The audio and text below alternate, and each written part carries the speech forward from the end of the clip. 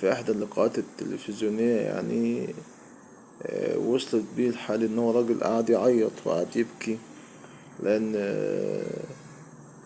لأن محمد نجم هو أصلا هو اللي طلع أحمد آدم، ولكن هو أحمد آدم نكر الموضوع دوت وقال عليه إن هو يظهر إن هو كبر وخرف وقعد يتريق عليه.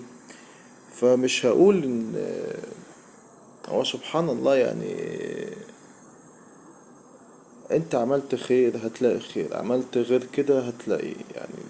ده موضوع بالمختصر المفيد. انت في بدايتك، انت قصدي وانت نجم وحاجة كبيرة وكويسة، وقفت مع الشباب ووقفت مع الناس في بدايتها، الناس مش هتنسى كده.